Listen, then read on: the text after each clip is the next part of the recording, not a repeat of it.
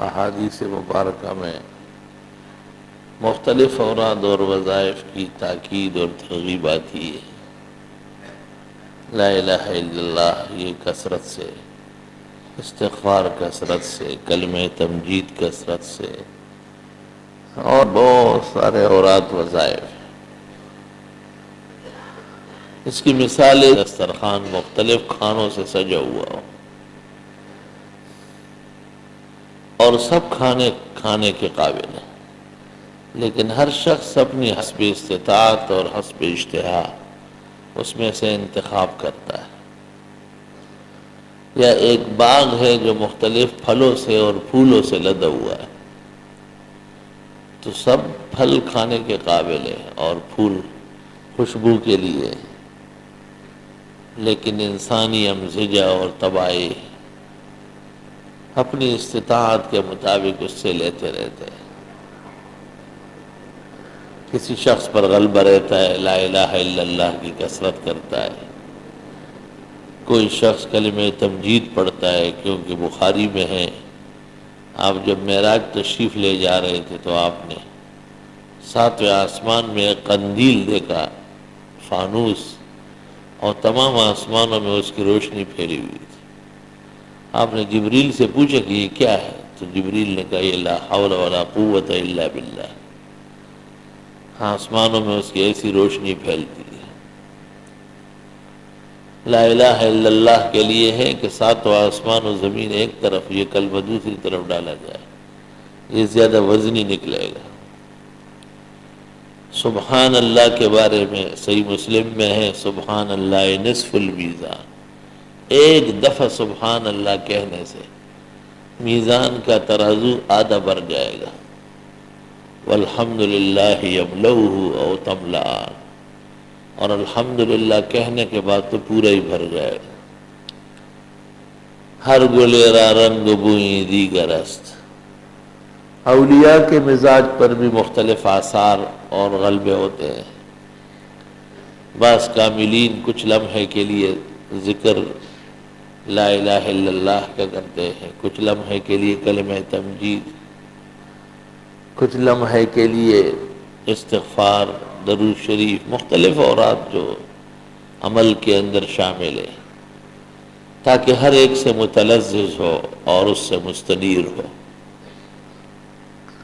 حدیث شریف میں ہے کہ جس طرح دنیا میں تم ایک زندہ اور مردے کا فرق کرتے ہو، کہ جس میں جان ہوتی ہے وہ زندہ سمجھا جاتا ہے، اور جس کی جان نکل جاتی ہے کہ یہ مر گیا ہے، اسی طرح خود انسانوں میں جو ذکر کرتا ہے وہ زندہ ہے، اور جو ذکر نہیں کرتا وہ اگرچہ نقل و حرکت کرتا ہے لیکن وہ مرا ہوا ہے، اللہ کے کوئی حقیقت نہیں اس شخص۔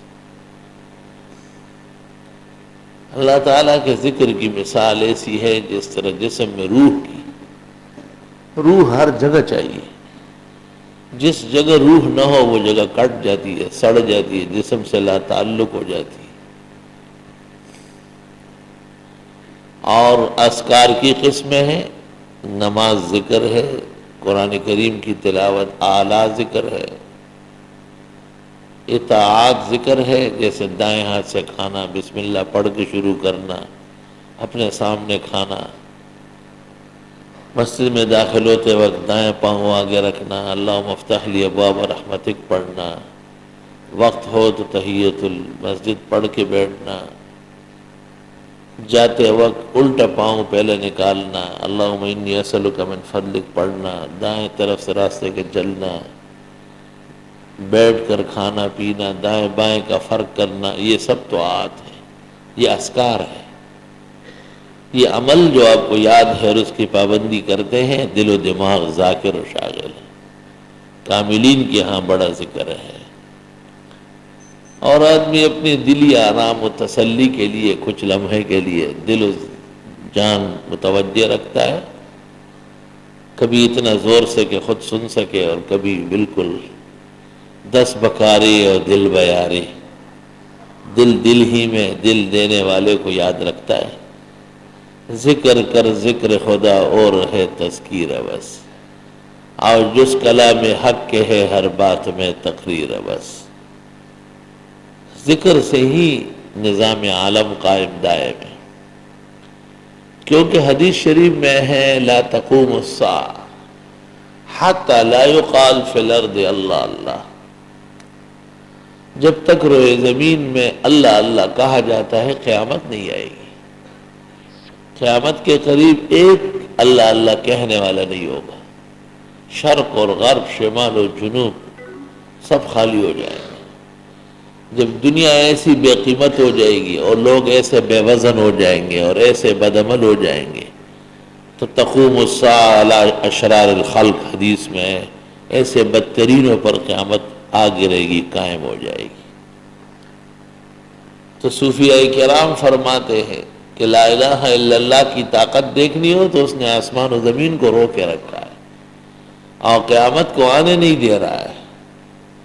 اس سے پتہ چلتا ہے کہ درس، تدریس، تعلیم، تلاوت، ذکر، تسبیح، دینی اعمال کرنے والے کتنے محسن ہیں کہ ان کے ان کلمات مقدسہ کی وجہ سے اللہ تعالیٰ نے اس دنیا کو قائم رکھا ہے۔ وَلَا تَقُومُ السَّاعَةُ حَتَّى لَا يُقَالَ فِي الْأَرْضِ اللہ اللہ، اللہ اللہ کہنے کی وجہ سے قیامت رکی ہوئی ہے اور وہ آ نہیں رہی، اور لوگ عبادات و طاعات میں مشغول ہے۔ قیامت جب قائم ہوگی سارا نظام معطل ہو جائے گا، کعبہ اٹھ جائے گا، قرآن مجید ڈھونڈا جائے گا تو اوراق میں کاغذ ہوگا، لکت نہیں ہوگی، سب جا چکا ہوگا۔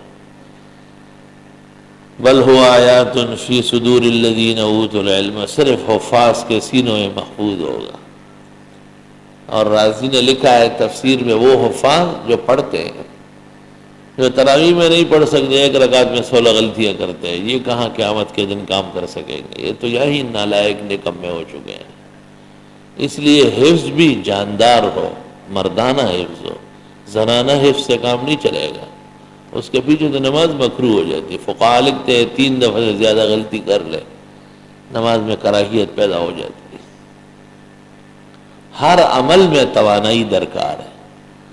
انجینئر کی صلاحیت دیکھ کے آپ بڑا فیس دیتے جی ہمارا نقشہ بناؤ، بڑے ڈاکٹر کے لیے مہینوں انتظار کرتے، اس پہ اعتماد ہے، وہ فن میں رسیدہ ہے۔ اور ویسے ادھر ادھر گلیوں میں بیٹھے رہتے ہیں، ان سے کون پوچھتا ہے؟ ہر شخص سمجھتا ہے الٹی دوائی دے دے گا، مار دے گا۔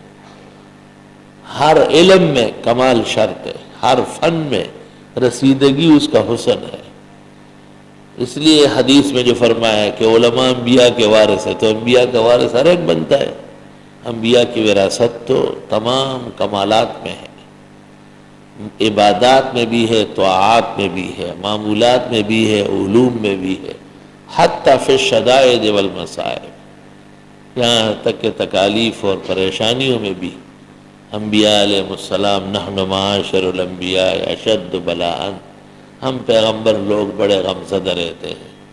ثم الامثل فالامثل، پھر جو ہمارے لوگ ہیں پھر جو ان کے قریب ہے، یہی حال رہے گا۔ اس کا مطلب یہ ہے کہ حالات سے نہ ڈرنا، یہ علم کی شان ہے۔ ناگفتگی حالات کو درست کرنے کی کوشش کرنا، یہ نبوت کی وراثت ہے۔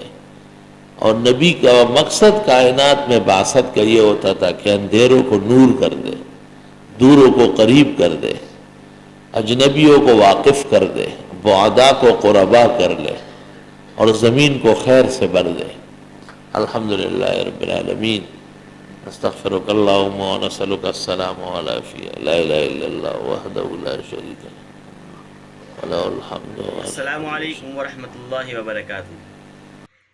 محترم ناظرین کرام، مفتی ظفر علی خان صاحب کی ویڈیو دیکھنے کے لیے اور سننے کے لیے، ان کے بیانات کو سننے کے لیے ہمارے چینل کو سبسکرائب ضرور کر لیں۔